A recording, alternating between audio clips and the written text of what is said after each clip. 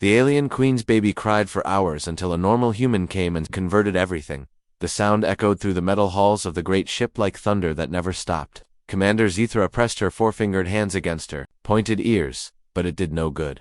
The crying had been going on for 3 days now, 3 whole days without rest. "Status report," she said to her second officer, trying to keep her voice steady. "The neural networks are failing on decks 7 through 12. Officer Klex replied, his blue skin looking pale with worry. "The baby's distress signals are too strong. Our computers cannot think properly when the little prince cries like this." Zethra nodded sadly. The Zephyrian royal baby had been born just 4 days ago. For the first day, everything seemed perfect. The little prince was healthy and strong. The queen was happy. The whole fleet celebrated. Then the crying started. It was not normal crying. Zephyrian babies usually made soft humming sounds when they needed something. But this baby's cries were different. They were so loud and so full of pain that they traveled through the ship's metal walls. Worse, the cries seemed to speak directly to every Zephyrian's mind. The sound made them all feel scared and worried. "How many ships are affected now?" Zeth asked. 43 ships, Commander Klex answered. "The crying reaches further each day. Some ships had to move away from the fleet because their systems stopped working completely." Down in the medical bay, Dr. Vex worked over his equipment. For the 100th time that day, he was the best doctor in the Zephyrian Empire. His green tentacles moved quickly over the medical scanners, checking the baby's health again and again. "The prince is perfectly healthy," he said to the 3 other doctors standing nearby. "His body shows no signs of sickness or pain. I do not understand why he cries." The doctors had tried everything they knew. They gave the baby the finest food. They checked his temperature. They scanned his brain. They played the most beautiful Zephyrian music. They brought in toys that could change colors and shapes. Nothing worked. "Maybe we should try the Mindari healers," suggested Dr. Yelada. Mindari were known across the galaxy for their ability to read thoughts and heal minds. "We already tried," Dr. Vex replied tiredly. 3 Mindari masters came yesterday. They said the baby's mind is too young and too different. They cannot connect with his thoughts. In the royal chambers, Queen Zara held her son close to her chest. Her silver skin seemed to glow less brightly than usual. She had not slept since the crying began. Every time her baby cried, she felt his pain in her own heart. "My lady," said her chief advisor, entering the room carefully, "we have tried everything, perhaps ... Perhaps we should consider other options." The queen looked at him with tired eyes. "What do you mean, Advisor Yan?" "There are other species in the galaxy. Maybe one of them knows something we do not." Queen Zara thought about this. The Zephyrian Empire was the most advanced in the galaxy. They had the best technology, the smartest scientists, the most powerful ships. What could other species possibly know that they did not? But as her baby cried again, so loud that the lights in the room flickered, she felt desperate. "Who do you suggest?" she asked. "The humans, my lady." The queen stared at him in surprise. "Humans? But they are so ... primitive. They have only just learned to travel between stars. Their technology is thousands of years behind ours." "Yes, my lady, but they have something we do not." "What is that?" "They still raise their own children. They have not perfected artificial child-rearing like we have. Maybe they remember something we have forgotten." Far away, on a small research ship near the edge of Zephyrian space, Dr. Sarah Chen was studying water samples from a new planet when her communication screen beeped. "Sarah, you need to see this," called her friend and fellow scientist, Dr. James Park. "We just got a message. A very strange message." Sarah walked over to look at the screen. Her eyes grew wide when she saw the royal symbol of the Zephyr Empire. "Is this real?" she asked. The computer checked it 3 times. "It's real. The Zephyrian Queen wants to talk to you. To you specifically." Sarah read the message again. It was formal and polite, but she could sense desperation behind the words.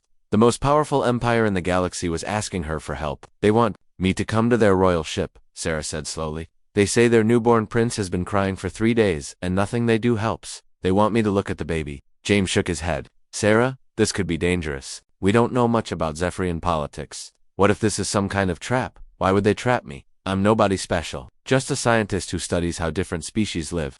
That's exactly why this is strange. They have doctors and scientists, much more advanced than us. Why ask a human for help?" Sarah thought about this as she read the message one more time. The queen's words seemed honest and full of worry. A mother asking for help with her sick child. "Because maybe sometimes being advanced isn't enough," Sarah said finally. "Maybe sometimes you need something else." "Like what?" "I don't know yet, but I think I should find out." James looked worried. "Are you sure about this?" Sarah looked at the star charts on their screen. The royal ship was only 6 hours away by fast shuttle. She thought about the crying baby and the desperate mother. "Yes," she said. "I'm sure." "Send a reply. Tell them I'm coming." As Sarah prepared to leave, she did not know that her simple decision would change everything. Not just for one crying baby, but for the entire galaxy. The adventure was about to begin. Sarah's shuttle docked with the massive royal ship, just as another wave of crying echoed through the metal walls. Even through her shuttle's thick walls, she could hear it clearly. The sound made her heart ache with worry. "Dr. Chen," said Commander Zithra as Sarah stepped off her shuttle. "Thank you for coming so quickly. I am sorry you must experience this terrible sound." The crying was much louder inside the ship. Sarah noticed that the Zephyrian crew members all looked tired and stressed. Some covered their ears with their hands, others moved slowly, like people who had not slept in days. "How long has this been going on?" Sarah asked as they walked through the corridors. 3 days and 14 hours, Zethra replied. "It gets worse every few hours. We fear the baby may cry himself to death, and if he does not stop soon, we may have to abandon this ship entirely." They passed through several security doors. Sarah saw dozens of Zephyrian guards, but they all looked weak and tired. The crying seemed to affect everyone on the ship. "Here we are," Zethra said, stopping at a large door marked with royal symbols. "The medical bay. Our doctors are inside." "With the baby?" When the door opened, Sarah saw something that amazed her. The medical bay was huge, filled with machines she had never seen before. Lights blinked everywhere. Screens showed complex data that hurt her eyes to look at. And in the center of it all was a small, crystalline cradle that seemed to float in the air. Dr. Chen called Dr. Vex, rushing toward her with his green tentacles waving. "Please, you must help us. We have tried everything." Around the floating cradle, Sarah counted at least 12 Zephyrian doctors. They all wore special ear protection and moved in perfect coordination. One doctor held a device that made soft musical sounds. Another waved lights of different colors over the baby. A third doctor sprayed sweet-smelling mist into the air. "What are they doing?" Sarah asked. "Everything our science tells us should work," Dr. Vex explained. "Perfect temperature control, ideal nutrition, brainwave monitoring, genetic therapy, sound therapy, light therapy, and chemical mood enhancement." Sarah watched for a few minutes. The doctors worked like a well-trained machine. Every movement was precise and planned. They had clearly studied every piece of data about baby care in their entire civilization, but the baby kept crying. "May I see him?" Sarah asked. Dr. Vex looked worried. "Are you sure? The sound is very painful when you get close." "I'll be okay." As Sarah approached the crystalline cradle, the crying grew so loud it made her ears ring, but she forced herself to keep walking. When she reached the cradle, she looked down at the baby inside. The little Zephyrian prince was beautiful. His skin was pale blue and seemed to glow softly. He had tiny silver markings on his forehead that looked like stars. His eyes were large and bright, but filled with tears. "He looks healthy," Sarah said. "He is perfectly healthy," Dr. Vex replied. "Every test shows normal results. We cannot find anything wrong with his body or his mind." Sarah studied the scene more carefully. The doctors continued their careful work around the cradle. Everything was clean and organized. The temperature felt perfect. The air smelled of flowers. Soft music played from hidden speakers. "Can I touch him?" Sarah asked. All. The doctors stopped working and stared at her. "Touch him?" Dr. Vex asked, sounding shocked. "But why? Our hands might carry germs or cause injury." "Sometimes babies just need to be held," Sarah said simply. "Held. But the cradle provides perfect support for his body. Why would physical contact be necessary?" Sarah looked at the beautiful height cradle, then she looked at the baby's crying face. "Because he's lonely," she said. The doctors looked at each other in confusion. "Lonely?" Dr. Vex asked. "But we are all here with him. He is surrounded by people, but no one is touching him. No one is making eye contact. You're all looking at your machines, not at him." Before the doctors could stop her, Sarah reached into the cradle and gently lifted the baby. The moment her hands touched him, several alarms started beeping on the medical machines. "Dr. Chen," Dr. Vex shouted, "please put him back. The machines show his stress levels are rising." But Sarah ignored the alarms. She held the baby against her chest and began to rock back and forth, the way her own mother had rocked her when she was small. The baby's crying grew even louder for a moment. Then Sarah started to hum. It was an old song from Earth, a simple melody her grandmother used to sing. She had no idea if the baby would like human music, but it was worth trying. Slowly, very slowly, the crying began to change. "Look at the screens," one of the doctors shouted. Sarah glanced up at the medical displays while still holding the baby. Numbers were changing quickly. Brainwave patterns looked different. Heart rate was slowing down. The baby's cries became softer. Sarah continued, rocking and humming. She made silly faces at the baby, sticking out her tongue and crossing her eyes. The little prince stared at her with wide, curious eyes. Then something wonderful happened. The baby giggled. It was a small sound, barely louder than a whisper, but in the quiet medical bay, everyone heard it clearly. The crying stopped completely. "Impossible," Dr. Vex whispered. Sarah continued making funny faces and humming softly. The baby reached up with tiny hands and touched her nose. He made happy, gurgling sounds that filled the room with joy instead of pain. "How?" Commander Zethra asked, staring in amazement. "How did you do in 5 minutes what our greatest minds could not do in 3 days?" Sarah looked down at the peaceful baby in her arms. He was falling asleep, his small body relaxed and content. I didn't do anything special, Sarah said quietly. I just treated him like a baby. But we used the most advanced childcare methods in the galaxy, Dr. Vex protested. Maybe that was the problem, Sarah replied. Sometimes the oldest methods work best. As the baby slept peacefully in her arms, Sarah realized that this moment would change everything, not just for this one child, but for the entire galaxy. Word was already spreading through the ship's communication systems. I had succeeded where everyone else had failed, and that was only the beginning. Queen Zara could not believe what she was seeing. Her baby son, who had cried for 3 endless days, now slept peacefully in the arms of a human. The silence in the medical bay felt almost magical after so much noise. Explain this to me, the queen said softly, afraid to speak too loudly and wake the baby. How did you succeed where our greatest doctors failed? Sarah looked down at the sleeping prince. His tiny chest moved up and down with calm breathing. His face looked completely peaceful. Your Majesty, Sarah began carefully, may I ask about Zephyrian childcare? How do your people usually raise babies? Dr. Vex answered quickly. We have perfected the science of child development. Our babies are born in sterile chambers with ideal conditions. They receive perfect nutrition through feeding tubes. Their environment is controlled for optimal temperature, humidity, and light. Brain development is monitored constantly to ensure maximum intelligence. Do parents hold their babies? Sarah asked. Hold them. Why would that be necessary? Physical contact can spread disease. The growth chambers provide all needed support. Sarah nodded slowly. That explains everything. Explains what Queen Zara asked. Your Majesty, humans evolve differently than on Earth. Our babies are born very helpless. They cannot walk or feed themselves for many months. For thousands of years, human mothers had to carry their babies everywhere. We had to learn to understand what different cries meant. We had to figure out how to make babies feel safe and happy. Commander Zethra looked confused. But that sounds very inefficient. Why did your species not develop better methods? Because it worked, Sarah replied. Human mothers and fathers developed special abilities. We can hear the difference between a hungry cry and a scared cry. We can tell when a baby is tired or wants attention. We learn to use our voices, our movements, and our touch to comfort babies. Dr. Vex was taking notes on his device. But surely modern science is better than primitive instincts? Sarah shifted the baby gently in her arms. Not always. You see, human babies need emotional connection to develop properly. They need to feel loved and safe. Your son was not sick or in pain. He was lonely and scared. Lonely, Queen Zara repeated, but he was surrounded by doctors and machines. But no one was connecting with him emotionally. Your medical equipment can monitor his body, but it cannot give him love. That is something only a living being can provide. As Sarah spoke, something interesting was happening throughout the royal ship.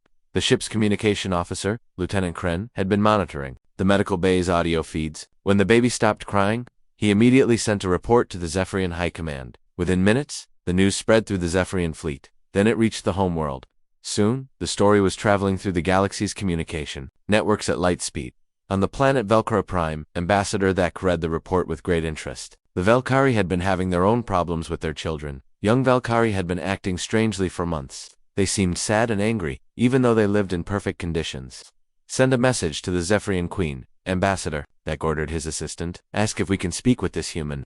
On the moonbase Quantum 7, the collective mind processed the same information. The quantum species shared one large consciousness, but lately, their young members had been disconnecting from the group mind. The elders were very worried. Back in the medical bay, Dr. Vex was asking more questions. Dr. Chen, you said humans can tell the difference between different types of crying? How is this possible? Sarah smiled. Evolution. For thousands of years, the human babies who could communicate their needs survived better, and the human parents who could understand those needs had babies who lived longer. Over time, both babies and parents got better at this communication. But what about efficiency? Dr. Vex asked. Surely machines can care for children more accurately. Accurately, yes. But babies don't just need accurate care. They need emotional care. They need to feel important and loved. Queen Zara moved closer to Sarah and her sleeping son. May I try holding him? Of course, Your Majesty. He's your baby. Very carefully, Queen Zara took her son from Sarah's arms. At first, she held him stiffly, afraid she might hurt him, but Sarah showed her how to cradle the baby against her chest. Feel his breathing, Sarah suggested. Listen to his heartbeat. Let him know you are there. Queen Zara held her son close. For the first time since his birth, she felt truly connected to him. Tears ran down her silver cheeks. I have missed so much, she whispered. I gave birth to him, but I have never really known him. The baby stirred in his mother's arms, but did not wake. Instead, he made soft, happy sounds and snuggled closer to her warmth. At that moment, Lieutenant Kren burst into the medical bay. Your Majesty, urgent messages are coming from all over the galaxy. What kind of messages? The Queen asked. still holding her son. Requests, Your Majesty. Dozens of species want to speak with Dr. Chen. They all have problems with their young that their science cannot solve. Sarah felt overwhelmed. Problems with their young. The Valkyrie say their children are becoming rebellious and sad. The Quantum Collective reports that their young people are leaving the group mind. The Christic species say their newest generation refuses to follow traditional patterns. Dr. Vex looked at Sarah with new respect. It seems that many advanced civilizations are experiencing similar difficulties. Sarah thought about this. Maybe the problem is the same everywhere. Maybe when civilizations become very advanced, they forget about the emotional needs of their children. You think you can help them too? Queen Zara asked. Sarah looked around the room at all the sophisticated medical equipment, then down at the sleeping baby who had been calmed by something as simple as a lullaby. I think humans might have something to offer, she said. We never forgot how to be parents. We never let machines replace the connection between parent and child. Commander Zithra stepped forward. Dr. Chen, would you be willing to speak with these other species? As a representative of humanity, Sarah felt the weight of responsibility on her shoulders. One crying baby had started something much bigger than she had imagined. Yes, she said finally.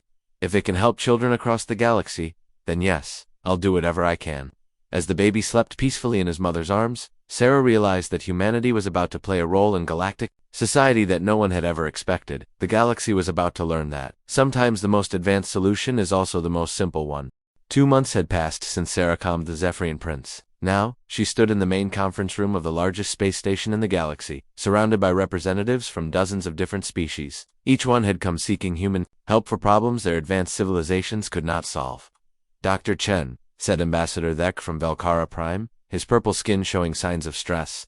Our terraforming project is failing, and we do not understand why. Sarah looked at the data on the large screens around the room. The Valkyrie had been trying to create a perfect world for 10 years. They had controlled every detail, the exact temperature, the right amount of water, the perfect soil mixture, and carefully selected plants and animals. Everything looks scientifically correct, Sarah said, studying the charts. What exactly is going wrong? The ecosystem keeps breaking down, Ambassador Thek explained.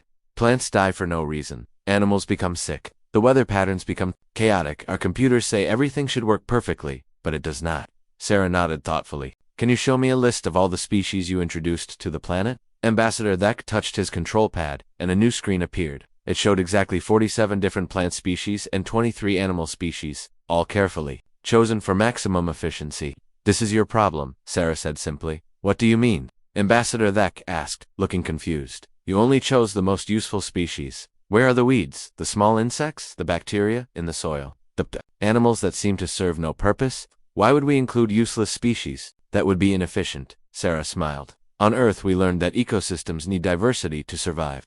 Even the species that seem useless actually serve important purposes. Weeds help soil stay healthy, small insects pollinate plants and feed larger animals. Everything is connected. Ambassador Thek stared at her. But our scientists calculated the most efficient combination. Adding unnecessary species would waste resources. Nature isn't efficient, Sarah replied. It's resilient. Sometimes you need a little chaos to make things work. Across the room, Mind Speaker Zen of the Quantum Collective listened to this conversation with great interest. His species shared one unified consciousness, making them incredibly efficient at solving problems. But lately, they had a different kind of problem. Dr. Chen, Mind Speaker Zen said, his metallic voice echoing strangely. We have studied your solution to the Valkyrie problem. It seems to suggest that imperfection can be beneficial.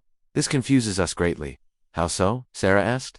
Our society has achieved perfect logical harmony. Every decision is made with complete information and total agreement. We have eliminated conflict, inefficiency, and waste. Yet our young people keep disconnecting from our collective mind. They say our perfect society feels empty. Sarah walked over to where Mind Speaker Zen stood. Can I ask you something? When was the last time someone in your society created art, or told a joke, or did something just because it was fun? Mind Speaker Zen paused for a long moment, accessing the collective memory. These activities serve no logical purpose. We eliminated them thousands of years ago as inefficient uses of mental energy. That's your problem, Sarah said gently. Your young people are leaving because they need more than just logic. They need creativity, humor, surprise, even argument sometimes. These things don't make logical sense, but they make life worth living. But if we allow illogical behavior, our society will become inefficient. Mind Speaker Zen protested. Maybe a little inefficiency is worth it if it makes your people happy, Sarah suggested. At the back of the room,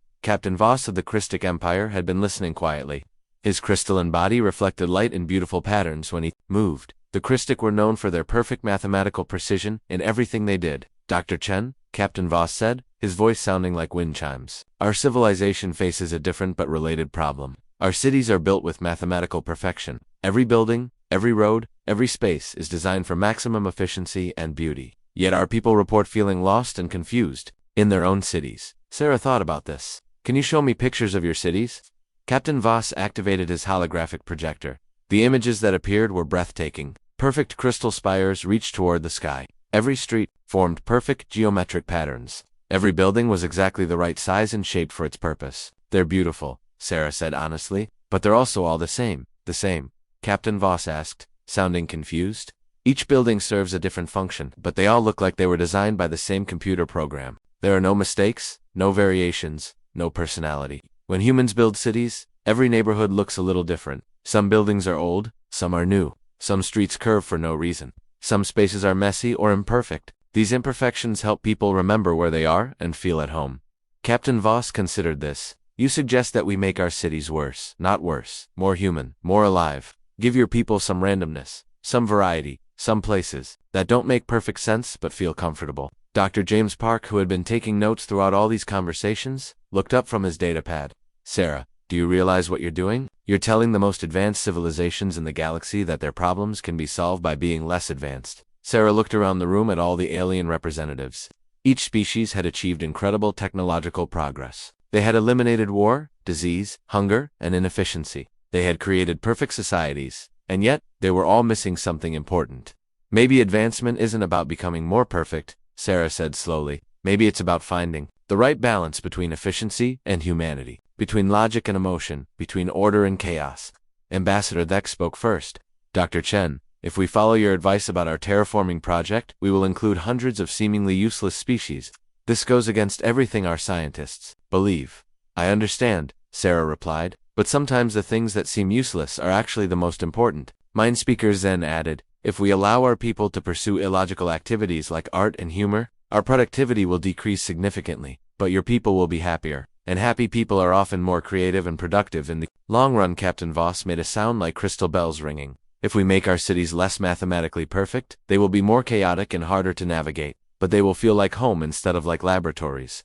The room fell quiet. As each species representative considered Sarah's words, they were being asked to give up the very things that made them feel advanced and superior, but they were also being offered something they had lost long ago, the messy, imperfect, beautiful complexity of real life. One by one, they began to nod. In agreement. The galaxy was about to change in ways no one could have imagined.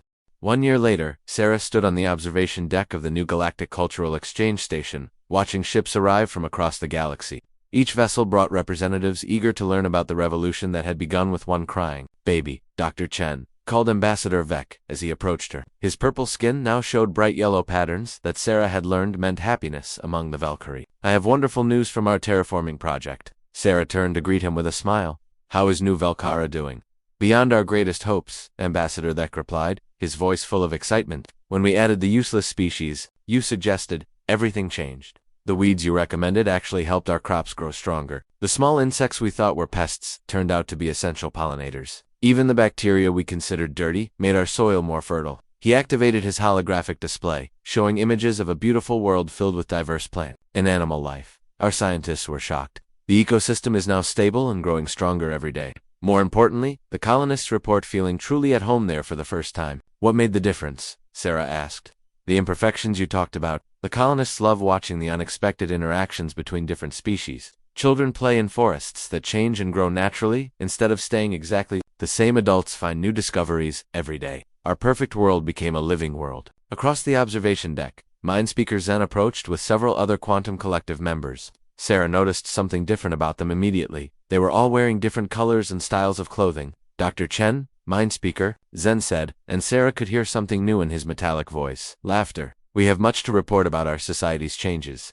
Tell me everything, Sarah said, genuinely curious. We followed your advice and allowed our people to pursue illogical activities. At first, our productivity decreased by 12%, just as we predicted. But then something unexpected happened. What was that? Our people became happier. And happy people, as you said, became more creative.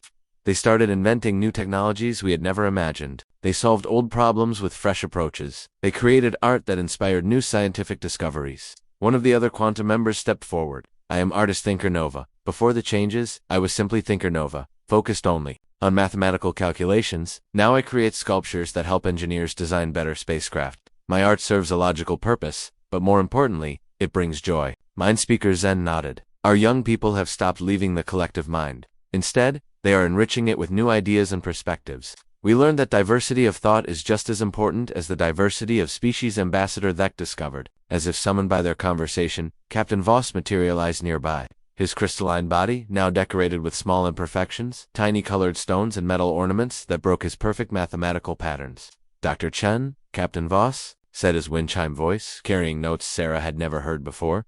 Our cities have been transformed. How so? Sarah asked. We followed your suggestion and introduced randomness into our designs. We allowed some streets to curve for no logical reason. We built some buildings in old styles alongside new ones. We created spaces for spontaneous gatherings and unplanned activities. He showed her holographic images of crystic cities that now looked warm and inviting, instead of coldly perfect. Our people no longer get lost in their own neighborhoods. Children play in parks that were not specifically designed for play. Adults gather in cafes that serve no efficient purpose except social connection. Crime has decreased, mental illness has almost disappeared, and birth rates have increased for the first time in centuries. Sarah felt overwhelmed by all the positive changes. I'm amazed that such simple suggestions could make such big differences. The suggestions were simple, mind speaker Zen observed, but the changes were profound. We realized that we had forgotten what made life worth living while trying to make life as efficient as possible. At that moment, Queen Zara entered the observation deck, carrying her now 1-year-old son. The little prince had grown into a happy, healthy toddler who giggled and played like any human child. Sarah, Queen Zara said warmly, I wanted to show you something special. She set her son down on the floor. The little prince immediately ran to Sarah and hugged her legs, babbling in a mixture of Zephyrian and what sounded remarkably like human, baby talk. He remembers you, Queen Zara said with joy in her voice. But more importantly, look at this. Queen Zara activated a communication device that showed news from across the Zephyrian Empire. Sarah saw reports of Zephyrian families learning to hold and play with their children. Zephyrian schools now taught emotional intelligence alongside traditional subjects. Zephyrian artists were creating works that celebrated imperfection and natural beauty. The changes have spread throughout our entire civilization, Queen Zara explained. We have established the Interspecies Emotional Intelligence Institute, with humans as the lead researchers. Trade agreements now include cultural exchanges, not just resource sharing. Our people are learning to value things that cannot be measured or calculated. Dr. James Park joined the group, carrying a datapad filled with reports. Sarah, you need to see the latest statistics. In the past year, mental illness has decreased by 40% across all participating species. Innovation and creativity have increased by over 200%. Most surprisingly, even economic productivity has improved as happier populations work more effectively. Sarah looked around at all the alien representatives who had become her friends. I still can't believe that comforting one crying baby could lead to all this. It wasn't just about the baby, Queen Zara said softly. It was about remembering that the most important things in life cannot be solved by technology alone. Love, comfort, joy, creativity, wonder, these require the human touch. Ambassador Thek nodded. Humans never lost touch with these essential qualities because you never stopped taking care of your own children. You preserved something the rest of us forgot in our rush to become advanced. And now you are teaching the galaxy to remember, Mind Speaker, Zen added. The Galactic Council has officially appointed you as the first human ambassador for emotional and cultural development. Sarah felt tears in her eyes as she looked at the little Zephyrian prince playing happily at her feet. 1 year ago, his cries had been sounds of distress that nearly destroyed a royal fleet. Now his laughter was the sound of a galaxy learning to find joy again. What happens next? Sarah asked. Captain Voss made his crystal wind chime sound, which Sarah now knew was laughter. Next, we continue learning.